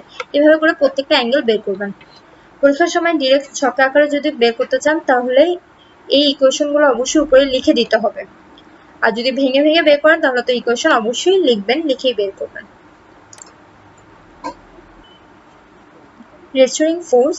রেস্টোরিং ফোর্সের ডেফিনেশনটা আমি আগেই দিয়েছি, যে ফোর্সটা তাকে তার ইকুইলিব্রিয়াম পজিশনের দিকে নিয়ে আসতে চায়, অর্থাৎ আমি যেদিকে ডিসপ্লেস করব তার বিপরীত দিকে হবে রেস্টোরিং ফোর্সটা। তো সেটা হচ্ছে F is proportional to -x অথবা F is equal to -kx, যেটাই ধরেন সেটা সবসময় রেস্টোরিং ফোর্স ইকুইলিব্রিয়াম পজিশনের দিকে যেতে চাবে, আর ডিসপ্লেসমেন্টটা হবে ইকুইলিব্রিয়াম পজিশনের বিপরীত দিকে, এই জন্য এখানে মাইনাস সাইনটা হয়েছে। রেস্টোরিং ফোর্সের ব্যাখ্যাটা আমি সিম্পল হারমোনিক মোশনের সংজ্ঞাতেই দিয়ে দিয়েছি। Differential equation of simple harmonic motion. Differential ইকুয়েশনের ক্ষেত্রে কি দেখা যাচ্ছে, যে let a particle of mass oscillate in simple harmonic motion. ধরা যাক একটা বস্তু হচ্ছে সিম্পল হারমোনিক মোশন দিচ্ছে, সিম্পল পেন্ডুলামের কথাই চিন্তা করেন, সরল দোলক যেটা। এখন কোন একটা সময় যদি তার ডিসপ্লেসমেন্ট x হয়, কোন একটা সময় যদি তার ডিসপ্লেসমেন্ট x আছে, এখানে x না ধরে আপনারা y ধরেন, কোন একটা সময় যদি তার ডিসপ্লেসমেন্ট y হয়, তাহলে ভ্যালোসিটি কি হবে আমরা জানলাম, v = dy/dt। একটু আগেই বের করেছি ভ্যালোসিটি, v = dy/dt, আর অ্যাসিলারেশন হচ্ছে a d²y/dt। এটা কিভাবে এসেছে? এটা এসেছে আমরা জানি কি অ্যাসিলারেশন a সমান জানতাম হচ্ছে, এখানে a সমান আমরা জানতাম কি dv/dt। তো v সমান আমরা জানি dy/dt, তাহলে এখানে আমরা v এর জায়গায় dy/dt লিখেছি, আর আগে যে d/dt ছিল সেটা এখানে লিখেছি, আর v এর জায়গায় dy/dt। তাহলে এটাকে যদি গুণ করি তাহলে d²y/dt² আসছে, তাহলে a সমান d²y/dt² চলে আসে। আবার আমরা নিউটনের দ্বিতীয় সূত্র অনুসারে জানি কি F = ma, সেখানে a এর জায়গায় আমরা a ভ্যালুটা বসিয়ে দিলাম d²y/dt²। প্রথম স্লাইডে আমরা হুকসের একটা সূত্র দেখেছিলাম। হুকস ছিল কি f সমান সমান f is proportional to minus y ছিল হুকসের যে লটা। তাহলে f এর জায়গায় আমরা m এ লিখতে পারি। m এ লিখলে কি হবে, m is proportional to minus y, দেন এর ভ্যালুটা যেটা ছিল d square y by dt square সেটা আমরা বসিয়ে দিয়েছি। তাহলে ultimately m d square y by dt square is proportional to minus y চলে আসে। তাহলে এখানে আমরা যদি প্রপোর্শনাল সাইনটা উঠিয়ে দিতে চাই তাহলে এখানে আমাকে একটা কনস্ট্যান্ট আনতে হবে, সেটা হচ্ছে k। এটাকে বলা হয় স্প্রিং কনস্ট্যান্ট বা ফোর্স কনস্ট্যান্ট যেটাই বলেন। Then d square y by dt square am টা এখানে গুণ আকারে আছে, এটাকে যদি আমরা ওই পাশে নিয়ে যাই তাহলে ভাগ হয়ে যাবে, তাহলে minus k by m y চলে আসবে। আবার আমরা জানি যে d square y by dt square সমান সমান কি a, এটা আমরা জানি। আবার a সমান সমান মাইনাস ওমেগা স্কয়ার y, যেটা কিনা আমরা একটু আগে ত্বরণের যে সমীকরণটা এর আগের স্লাইডেই দেখেছি যে সমান সমান মাইনাস ওমেগা স্কয়ার y।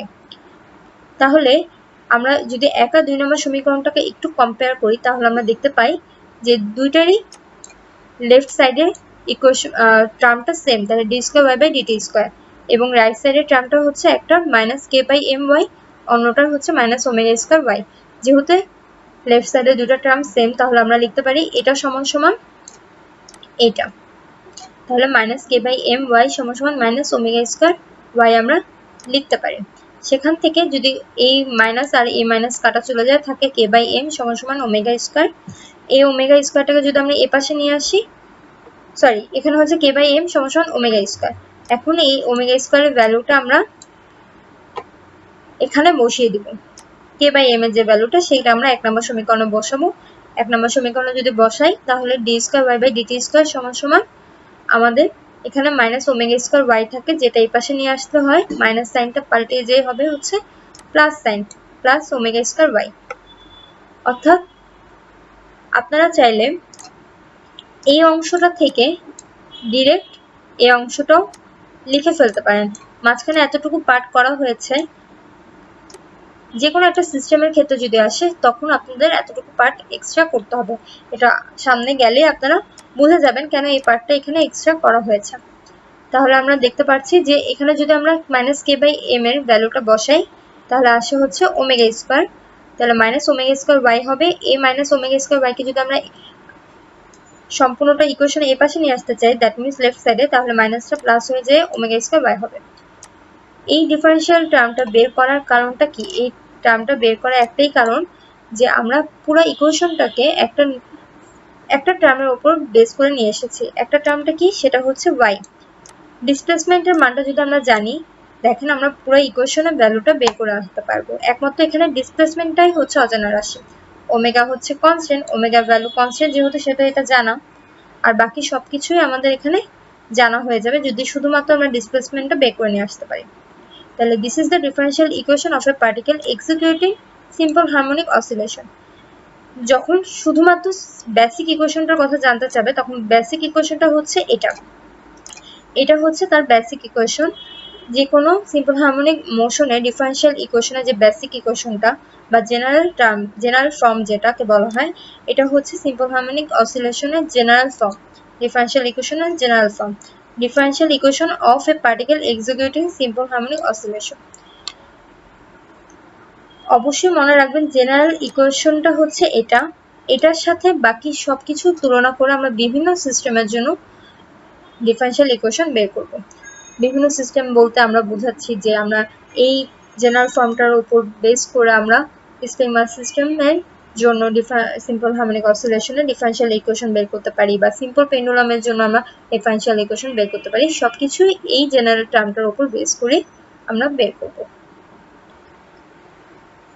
এরপরের স্লাইডটি হচ্ছে যে আমরা এতক্ষণ ধরেছিলাম কি যে আমরা প্রত্যেকবারই বলেছিলাম বস্তুটা ইকুইলিব্রিয়াম পজিশন থেকে যাত্রা শুরু করছে, অর্থাৎ সে একদম middle position, equilibrium position 0 point থেকে যাত্রা শুরু করে ওয়েভটা ক্রিয়েট করছে বা অসিলেশনটা হচ্ছে। এখন যদি বস্তুটা ইকুইলিব্রিয়াম পজিশন থেকে যাত্রা না শুরু করে এখান থেকে যাত্রা শুরু করে, এ পয়েন্ট থেকে যাত্রা শুরু করে, অর্থাৎ বস্তুটার আগে কিছু অংশ ছিল, আগে কিছু সে অতিক্রম করে এসেছে, এরপরে সে এই পজিশনে এসেছে এবং এখান থেকে তার যাত্রা শুরু করেছে। এটা মানে হচ্ছে আমাদের আগের যে অংশটুকু ছিল সেটাও আমাদেরকে ধরতে হবে এবং এই পোর্শনটুকু আমাদেরকে ধরে নিতে হবে। এখানে একটা চিত্র দেখানো হচ্ছে যে আমরা প্রথমে যে সার্কুলার মোশনের সাথে তুলনা করেছিলাম যে এটা 0 পয়েন্ট, এটা 0 পয়েন্ট থেকে যাত্রা শুরু করেছিল, কিন্তু এখানে চিত্রের মধ্যে দেখা যাচ্ছে যে এটার আগের কিছু ফেজ আছে যেটা আমরা ধরিনি। এটার আগের ফেজটা যদি আমরা ধরি, এর আগের এতটুকু ফেজ চলে গেছে, তারপর এই পয়েন্ট থেকে তার যাত্রাটা আমরা ধরেছি। এই পয়েন্ট মানে হচ্ছে এখান থেকে তার যাত্রাটা শুরু হয়েছে। এর আগে কিছু অংশ আছে, এই অংশটাকে বলা হয় তার আদি ফেজ বা ইনিশিয়াল ফেজ, বা এটাকে ইপোকও বলা হয়। এটাকে আমরা ডেল্টা দিয়ে প্রকাশ করি। তাহলে যদি তার আদি কিছু ফেজ থেকে থাকে, ইনিশিয়াল কিছু ফেজ থাকে, তাহলে সেটা আমরা ধরবো, প্লাস আমরা যে সিম্পল হারমোনিক অসিলেশনের ডিসপ্লেসমেন্ট ইকুয়েশন ধরেছিলাম সেটা করব। তাহলে আমরা এটাকে এভাবে লিখতে পারি y = a sin omega t plus delta. আগের ইকুয়েশনটা কি ছিল? y = a sin omega t, এতটুকু ছিল। এটার সাথেই আমরা প্লাস করে দিয়েছি কি এর আদি যে অবস্থানটা ছিল সেটা আমরা যোগ করে দিয়েছি। একইভাবে যখন ডেল্টা ইজ পজিটিভ হবে, অর্থাৎ সে স্টার্টিং থেকে উপরে উঠছে, উপরের অংশটুকু কি পজিটিভ ছিল আর নিচের অংশটুকু ছিল নেগেটিভ, সে যখন উপরের দিকে উঠছে অর্থাৎ ডেল্টাটা পজিটিভ ছিল, সে এতটুকু অংশ গিয়েছে, এটাকে আমরা যোগ করে দিয়েছি কি বাকি তার মোশনের সাথে। আবার যখন বস্তুটা নিচের দিকে যাবে, নিচের থেকে যদি যাত্রা শুরু করে, এখান থেকে যদি তার যাত্রাটা শুরু হয়, এখান থেকে সে তারপর যাত্রাটা শুরু করলো। এখানে কি নিচের অংশটুকু তো অবশ্যই ডেল্টা নেগেটিভ হবে, তাহলে ডেল্টা আমরা নেগেটিভ দিয়ে করব, আর তার উপর তার যাত্রাটা যেটা সেটা ছিল, দ্যাট মিনস এখানে তার আগে কিছু অংশ ছিল সেটা আমরা ধরে দেন তার মোশনটাকে আমরা বিবেচনা করেছি। অ্যাকচুয়ালি এটা হচ্ছে অ্যাপ্রোপ্রিয়েট ফর্ম ডিসপ্লেসমেন্টের। আমরা যে আগের ইকুয়েশনটা দেখেছি y = a sin omega t, তার থেকেও বেশি অ্যাপ্রোপ্রিয়েট ফর্মটা হচ্ছে এটা। এখানে যখনই আমরা ডেল্টাটা 0 করে দিব তখন আমরা আগে ইকুয়েশনটা পেয়ে যাব। দেখেন এখানে যদি আমরা ডেল্টাটা 0 করে দিই তাহলে আমরা পেয়ে যাচ্ছি কি y = a sin omega t। তাহলে আমাদের আগের ইকুয়েশনের সাথে এটার কোনো তফাৎ থাকবে না। যখন ডেল্টা 0 মানে কি সে একদম ইকুইলিব্রিয়াম পজিশন থেকে শুরু করছে, তখন আমাদের y = a sin omega t হয়ে যাবে। তো এটা হচ্ছে মোর জেনারেলাইজড ফর্ম, এটা ধরে কাজ করাটাই বেটার। আপনাদের যদি ডেল্টা না থাকে, মানে আদি অবস্থান যদি না থাকে, তাহলে আপনারা y = a sin omega t ধরেও কাজ করতে পারেন। তাহলে আমরা যে জেনারেলাইজড টার্মটা ধরেছি সেটা হচ্ছে y = a sin omega t plus delta. Delta 0 হলে আগের ফর্মে y = a sin omega t। এটার সাথে আমরা একটু ভেলোসিটি আর অ্যাক্সিলারেশন ইকুয়েশনটা বের করি, আগের মতোই বের করে দেখি যে একই আসে কিনা। দেখেন v = যদি dy/dt ভেলোসিটির ইকুয়েশন, এখানে y এর জায়গায় আমরা a sin omega t plus delta বসাবো। একইভাবে যদি ডিফারেন্সিয়েট করি তাহলে প্রথমেই চলে আসবে কি a কনস্ট্যান্ট ভ্যালু ছিল। আচ্ছা একটু আমি লিখে দেখাই। আচ্ছা এখান থেকে চলে আসবে হচ্ছে এটা, y এর ভ্যালুটা বসালে হচ্ছে y এর ভ্যালুটা এটা ছিল, তাহলে d/dt y এর ভ্যালু হচ্ছে a sin omega t plus delta. এখানে কনস্ট্যান্ট ভ্যালু আগেই প্রথমে বের হয়ে আসবে, কনস্ট্যান্ট ভ্যালু a বের হয়ে আসছে। দেন সাইনকে ডিফারেন্সিয়েট করলে cos হয়, সাইনকে ডিফারেন্সিয়েট করেছে cos হয়েছে, থিটার যে ভ্যালুটা সেটাই থাকবে ওমেগা t প্লাস ডেল্টা। দেন এটাকে আমার কি করতে হবে, আবারও ডিফারেন্সিয়েট করতে হবে। এটাকে যদি আমি আবারও ডিফারেন্সিয়েট করি তাহলে কি হবে, d/dt omega t plus delta. এটাকে ডিফারেন্সিয়েট করলে কি হয়, এতটুকু অংশকে আগে ডিফারেন্সিয়েট করবো, এতটুকু অংশকে ডিফারেন্সিয়েট করলে এখান থেকে ওমেগা বের হবে, প্লাস ডেল্টা যেহেতু এখানে একটা কনস্ট্যান্ট ভ্যালু, যে কোনো কনস্ট্যান্ট ভ্যালুকে যদি ডিফারেন্সিয়েট করি d/dt, যে কোনো কনস্ট্যান্ট ভ্যালুকে ডিফারেন্সিয়েট করলে কি হয়, 0 চলে আসে। তাহলে আলটিমেটলি এই পোর্শনটা 0 হয়ে যাবে, তাহলে থাকবে কি শুধু ওমেগা বের হবে এখান থেকে। তাহলে এই যে শুধু ওমেগা সেটা, তার মানে আগের ইকুয়েশনের সাথে এই ইকুয়েশনের তেমন কোনোই পার্থক্য রইল না। ডেল্টা যোগ করাতেও আমাদের ইকুয়েশনের কোনো চেঞ্জ হচ্ছে না, একই রকমই একটা শেপ চলে আসছে ইকুয়েশনে। দেন এর পরেরটা যেটা অ্যাসিলেশন একইভাবে a = d²y/dt², সেখানে আমরা কি করব, এই অংশটাকে আমরা একবার ডিফারেন্সিয়েট করব, আগের মতোই একই ভ্যালু চলে আসবে, আপনারা ট্রাই করে দেখতে পারেন। এই সিস্টেমে যদি ট্রাই করেন আগের মতোই একটা ভ্যালু চলে আসবে, যেখানে মাইনাস ওমেগা স্কোয়ার এ sine omega t plus delta আসবে। সেখানে আমরা এতটুকু অংশ মানে কি, এতটুকু অংশ মানে যে আমরা যেটা ধরে নিয়েছিলাম ওয়াই সেটা, তাহলে মাইনাস ওমেগা স্কোয়ার ওয়াই আসছে। দেন একই রকম আমরা d square y by dt square সমান সমান মাইনাস ওমেগা স্কোয়ার ওয়াই লিখতে পারি। দেন এটাই পাশে চলে আসলে যোগ হয়ে যাবে, যোগ হয়ে গেলে d square y by dt square plus omega square y equal to 0 আসবে। এটাই হচ্ছে সিম্পল হারমোনিক অসিলেশনের ডিফারেনশিয়াল ইকুয়েশন, যেটা আমরা আগের স্লাইডে দেখেছিলাম সেটাই। দ্যাট মিনস আমি ডেল্টা যোগ করি বা ডেল্টা না যোগ করি, যখন ডেল্টার কোনো ভ্যালু থাকবে না তখন সিম্পল হারমোনিক অসিলেশনের যে ইকুয়েশনটা সেটা সেম হবে। তাহলে মোর জেনারেলাইজড ফর্ম যেটা সেটাই আমাদেরকে ইউজ করাটাই বেটার অ্যাকচুয়ালি।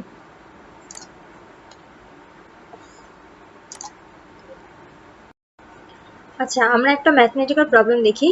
সেই প্রবলেমটা হচ্ছে show that for a particle executing simple harmonic oscillation its velocity at any instant is dy by dt is equal to omega root over a square minus y square। এখানে যে half দেওয়া আছে, half মানেই হচ্ছে root over আর কি, এটা এইভাবেও লেখা যায়, রুট দিয়ে লেখা যায়। আর dy by dt মানেই হচ্ছে, এখানে আমরা জানি dy by dt সমান হচ্ছে ভেলোসিটি v। তাহলে একটা পার্টিকেল যেটা কিনা সিম্পল হারমোনিক অসিলেশন দিচ্ছে, তার যে কোনো সময় অ্যাট এন ইনস্ট্যান্ট মানে যে কোনো সময় তার velocity v is equal to omega root over a square minus y square, এটা আমাদেরকে প্রুফ করতে হবে। যে প্রবলেমটা আমরা ভেলোসিটির ওখানে দেখেছিলাম, বলেছিলাম একটু পরে আমি দেখাচ্ছি সেটাই। তো আমরা ধরে নিই আমরা যেটা জানি, যেটা আমরা অল টাইম যেটা আমরা জানা আছে আমাদের, সেটা হচ্ছে y is equal to a sin omega t। এই সমীকরণটা আমরা জানি। তো এটাকে যদি আমরা একবার ডিফারেন্সিয়েট করি, একবার ডিফারেন্সিয়েট করলেই আমরা v পেয়ে যাই বা ভেলোসিটি পেয়ে যাই। তো y কে একবার ডিফারেন্সিয়েট করলাম dy বাই dt, সেখানে আমরা ভেলোসিটি v পেয়ে গেলাম। তো এখানে আমাদের এতটুকু প্রুফ হয়ে গেল, dy বাই dt চলে আসছে আমাদের পাশে। এখন আমাদেরকে জাস্ট এতটুকু প্রুফ করতে হবে। তাহলে ডিফারেন্সিয়েট করি আমরা, d বাই dt সমান সমান y এর যে ভ্যালুটা সেটা লিখছি a sin omega t, a sin omega t। a হচ্ছে একটা কনস্ট্যান্ট ভ্যালু, সেহেতু ডিফারেন্সিয়েশনের সময় সেটা প্রথমে বের হয়ে আসবে, এ চলে আসলো। আর সাইনকে ডিফারেন্সিয়েট করলে হচ্ছে কস চলে আসে, সাইন ওমেগা টি কে ডিফারেন্সিয়েট করলে কস ওমেগা টি হবে। আর দেন এ এগেইন এ ওমেগা টিটাকে যদি আমরা আবার ডিফারেন্সিয়েট করি তাহলে আমরা কি পাবো, ওমেগা পাবো, যেটা আমরা একটু আগে ভেঙে ভেঙে দেখিয়েছি। তাহলে এ ওমেগা কস ওমেগা টি চলে আসছে। এখন আমাদের ভেলোসিটি সমান সমীকরণটা এটাই আমরা জানি যে ভেলোসিটি v সমান সমান a omega cos omega t, কিন্তু আমাদেরকে কিন্তু প্রুফ করতে বলেছে omega root over a square minus y square. তাহলে এই টার্মটাকে আমাদেরকে একটু সাজিয়ে এভাবে নিয়ে আসতে হবে। তাহলে সাজিয়ে নিয়ে আসার জন্য ওমেগা ছিল, ওমেগাকে আমরা বাইরে রাখলাম, cos ওমেগা t কে আমরা লিখতে পারি root over 1 minus sin square omega t। কিভাবে লিখলাম, cos ওমেগা t আমরা কি জানি, আমরা একটা সূত্র জানি, cos স্কয়ার থিটা সমান সমান cos স্কয়ার থিটা সমান সমান 1 মাইনাস sin স্কয়ার থিটা। এটা এসেছে কোথা থেকে, এটা এসেছে হচ্ছে sin square theta plus cos square theta is equal two 1, সেখান থেকে ত্রিকোণমিতির একটা সূত্র আমরা জানি, cos square theta plus sin square theta সমান সমান 1। সেখান থেকে cos স্কয়ার থিটা যদি মানটা বের করতে চাই তাহলে cos স্কয়ার থিটা সমান সমান 1 মাইনাস sin স্কয়ার থিটা চলে আসছে। শুধু cos থিটা যদি মান বের করতে চাই তাহলে এই স্কয়ারটা এই পাশে চলে গেলে রুট ওভার চলে আসবে, root over 1 minus sin square theta.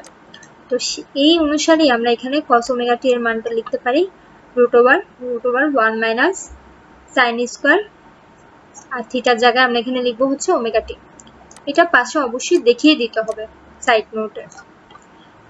দেন এটাকে যদি আমরা ভেতরের দিকে নিয়ে যেতে চাই রুটের ভেতরে, তাহলে আমাদেরকে অবশ্যই a স্কয়ার আকারে বের করে নিয়ে যেতে হবে। তাহলে a স্কয়ার আকারে যদি নিয়ে যায় তাহলে স্কয়ার আর রুট কাটা চলে যায়, আবার শুধু a চলে আসে। তাহলে a কে যখন আমরা রুটের ভিতরে নিতে চাবো তখনই সেটা a স্কয়ার হয়ে যাবে, a স্কয়ার। দেন এটা আগে যেটা ছিল সেটাই লিখবো 1 minus sin square omega t।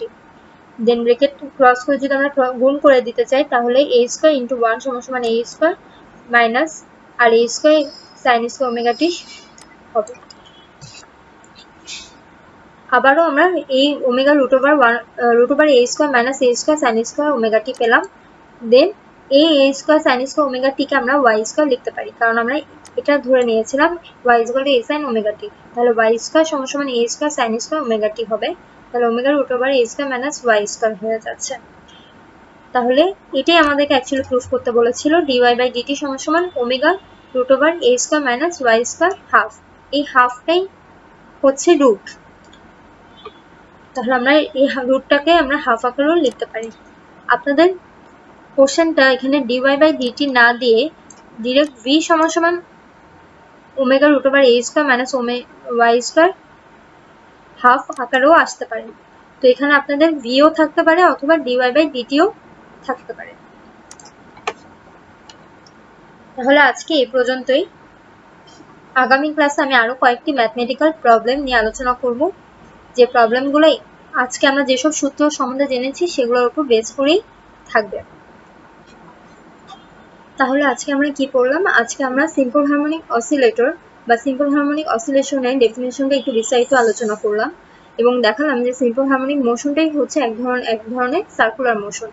দেন রেস্টনিং ফোর্সের ডেফিনেশন নিয়ে আলোচনা করেছি এবং সিম্পল হারমোনিক মোশনের একটা জেনারেলাইজড ডিফারেনশিয়াল ইকুয়েশন বের করেছি, আর একটি ম্যাথমেটিক্যাল প্রবলেম দেখেছি।